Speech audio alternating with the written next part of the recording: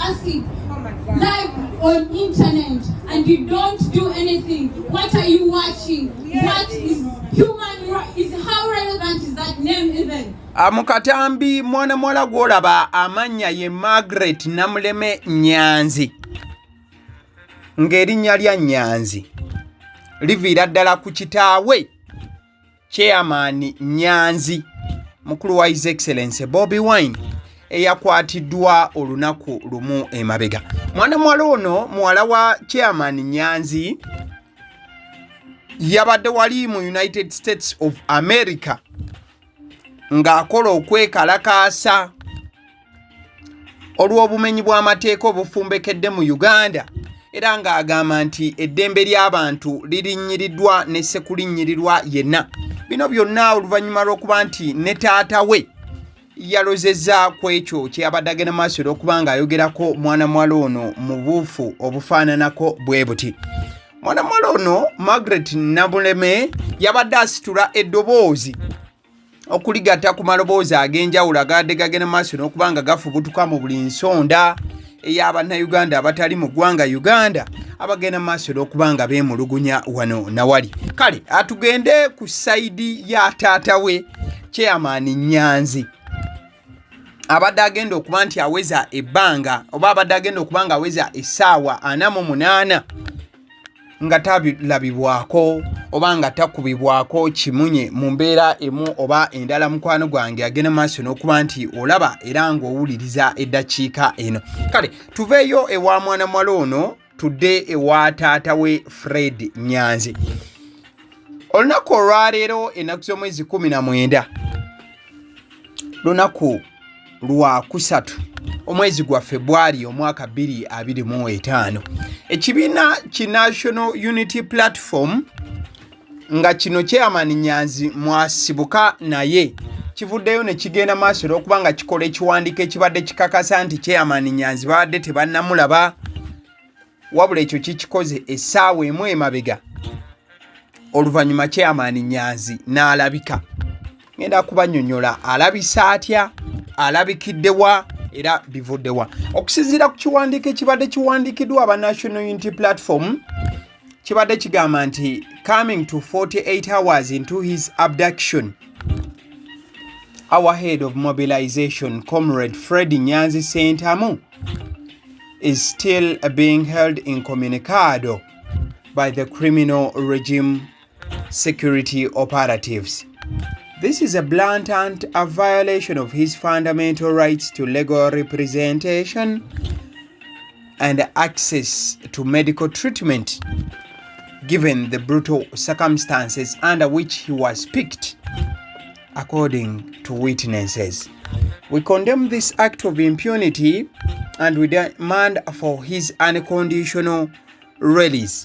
Aba National Unity Platform nga badde bagamba nti zigenda okuwera essaawa 48 oluvannyuma lwa Chairman Nyanzi okuba nga yawambiddwa oba yabuziddwawo.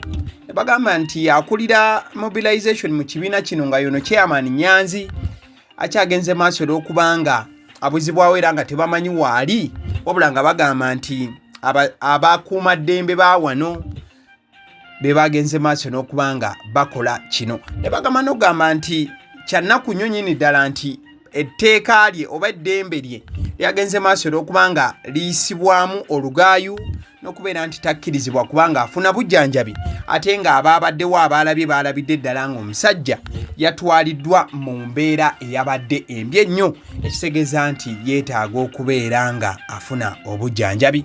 Ab'NUP bagenze maaso n'okuba nga bavumirira ebyo byonna ne sekuvumirira yenna wabula tubadde tuli awo oluvannyuma lw'ekiwandiiko ekyo okuva wali ku National Unity Platform. Njagala nsooke nkutwaleko wakati nga ab'NUP bagamba nti aba security y'eggwanga lino be baatutte Chairman Nyanzi. Olunaku lw'eggulo aba security baavuddeyo omuli police wamu n'amagye ne beegaana okubeera nti be balina Chairman Nyanzi.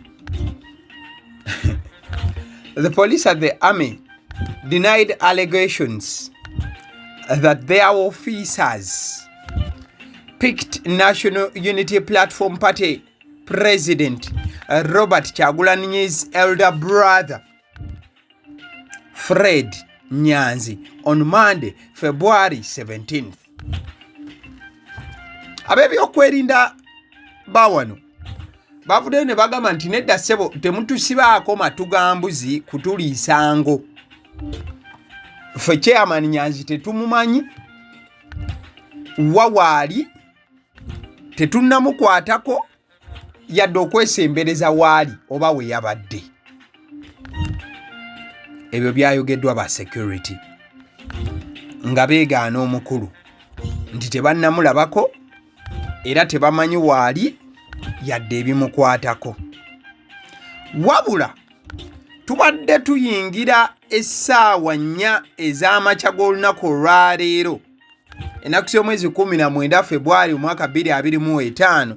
In fact tubadde tukyali ku kya court case ya Dr. Kizza Besigye ng'aleetebwa mu High Court. Amawulire agakwata ku Chairman Nyanzi ne gafubutukayo kuwa waali nabaani abamulina. Banange okusinziira ku Secretary General w'ekibiina ki National Unity Platform ate nga naye kennyini olunaku lw'ejjo yabadde mu kusoberwa nga yeebuuza wa Chairman Nyanzi gy'ali. Olunaku olwaleero sawa tubadde tuyingira 4 ez'amakya g'olunaku olwaleero n'akola obubaka wali ku mukutu ogwa Twitter oba X nannyonnyola ku nsonga n'ebikwata ku Chairman Nyanzi we twogerera kati. Omukulu SG David Lewis Rubongoya agambye nti after denying that they abducted Chairman Nyanzi, who has been under incommunicado detention, we have just been informed that operatives from JAT, Joint Anti-Terrorism Task Force, and CMI, Chieftaincy of Military Intelligence, have brought him at Wandegeya police station now. Namaliriza nga agamba, a regime that lives by lies. Hashtag free all political prisoners in Uganda. Omukulu David Lewis Rubongoya agamba nti oluvannyuma lw'okubanga abasirikale beegaanye okubeera ne Chairman Nyanzi abadde yabuziddwawo, David Lewis Rubongoya wamu n'abakulu abatwala NUP bafunye amawulire nti ab'ekitongole kya JAT kyoyinza okuyita Joint Anti-Terrorism Task Force oba abasirikale abo oba abannamagye abo abaaliwo okulwanyisa obutujju wamu n'ekitongole kya CMI oba ekya Military Intelligence bagenze maaso n'okuba nga baleeta Chairman Nyanzi bamuleese wali ewandegeya ku poliisi. Era David Lewis Rubongoya amalirizaawo ng'agamba nti omujiji guno oba gavumenti eno nti eriwo ku birimbo oba ebeerawo lwakulimba. Byonna bya David Lewis Rubongoya. So ababadde wakati nga bagamba nti Chairman Nyanzi aliwa, kikakasiddwa nti aleeteddwa ewandegeya ku poliisi awo waali wetwogerera essaawa zino. Chairman Nyanzi aleeteddwa ku poliisi ewandegeya. Byonna gy'abadde na byonna ebyatuusewo yeye yekka asobola okuba ng'akola okunnyonnyola mu maaso awo. Wabula nga maliriza story eno gano ate gaakagwawo eddakiika eno. Oluvannyuma lw'okuba nti Bobi Wine yateeseteese okusaba wali ku kitebe kya NUP, abasirikale bayiriddwa ku kitebe ekyo essaawa zino.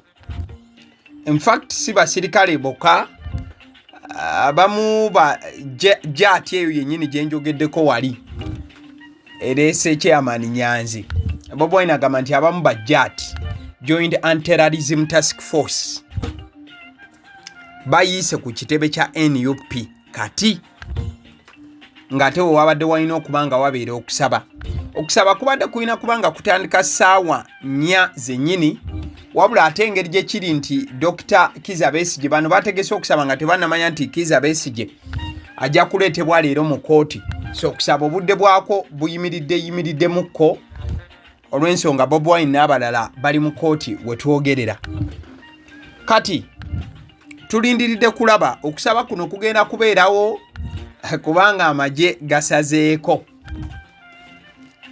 wali ku NUP essaawa zino. Mukwano gwange agenda maaso n'okuba nti olaba era ngenda maaso n'okuba nti owuliriza. Kale omukutu kwoli si mulala gwe guno gwennyini ogwagaliwo emabega w'omuzindaalo. Siri mulala yenze Abaseddi Omusonsozi. Information bw'eba etuusewo tugenda mu maaso n'okuba nga tugikuleetera mukwano gwange. Gw'omulimu gwo gubeera gumu gwa kulikinga vidiyo eyo nga bw'oba ogirabye, ate n'ogenda maaso okuba nti osubscribinga. Thank you so much. Weebale.